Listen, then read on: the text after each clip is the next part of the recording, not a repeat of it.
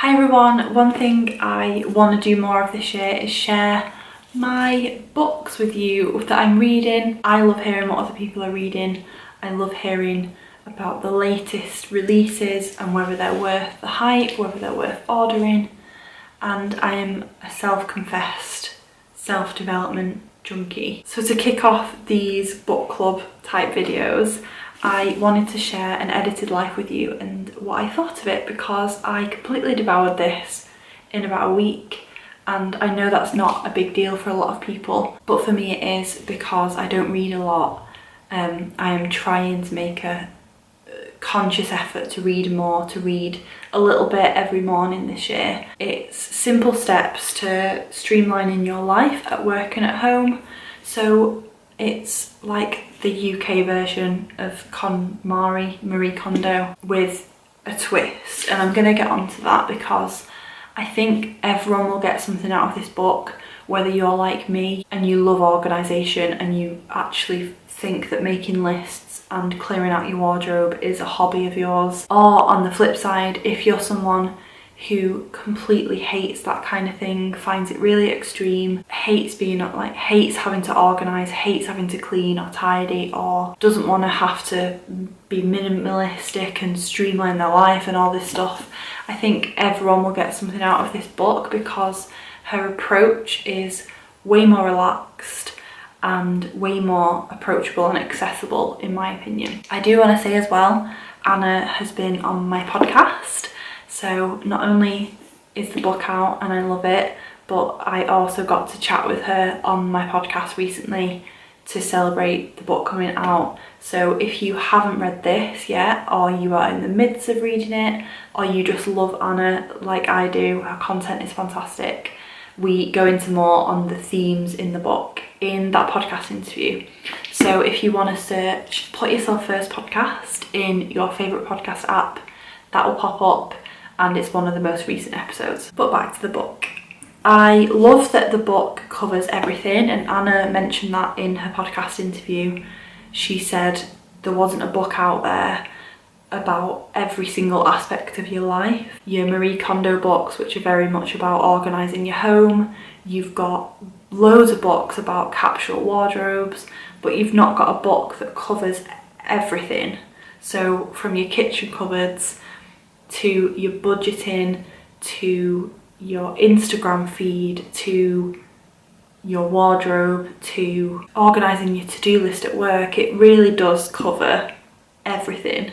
And the principles can be applied across the board as well. The sections are fairly short. I think some of them are chunkier for reasons. There's a chapter on budgeting, which is quite long, because not something that I or a lot of people think about very often or know how to do or might really struggle with. She does go in depth on some of the chapters, but for the most part it's really easy to pick this up and to read a section in 10 minutes, 5 minutes, depending on how quickly you read.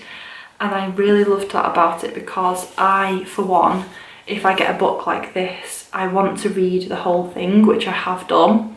I want to read the whole thing and know about the full method, and then go back through and actually apply the sections to my life.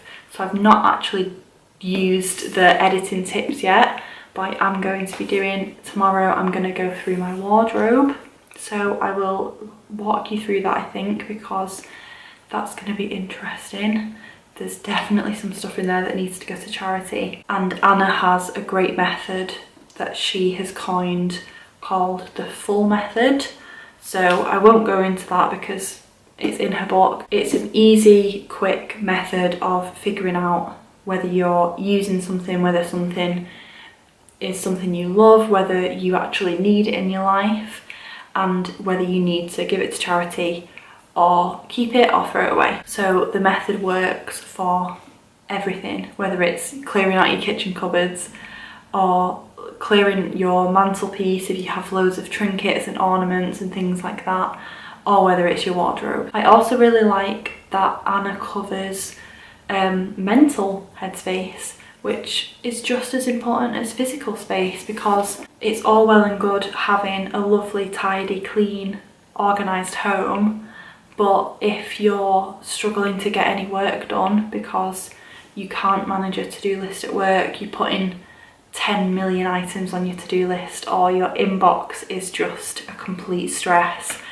or you're saying yes to too many things, or you're spending too much time on social media, or your Instagram feed is making you feel really shit about yourself because it's full of people who you're comparing yourself to. An edited life does focus on your life, and I think it's about using the tips in a way that works for you, in a way that helps you feel calmer day to day. And that doesn't only have an impact on your physical space and what's around you, it has an impact on your mental health too, which I think is really important. Some of my takeaways from the book are: I spend way too much time on social media. Anna talks a lot about streamlining your processes, whether it's cleaning, whether it's work, whether it's spending time on Instagram. Being intentional with those chunks of time you're spending so that you have the spare time to do what you really want to do and do what you love and spend time with your family. And it just made me think a lot about how I spend my time and how I can be much more intentional with how I want to spend my time. Another huge takeaway is take from this book, but any personal development book, what you really need from it and make it work for you. I think there's no point in picking up a book like this and not using it.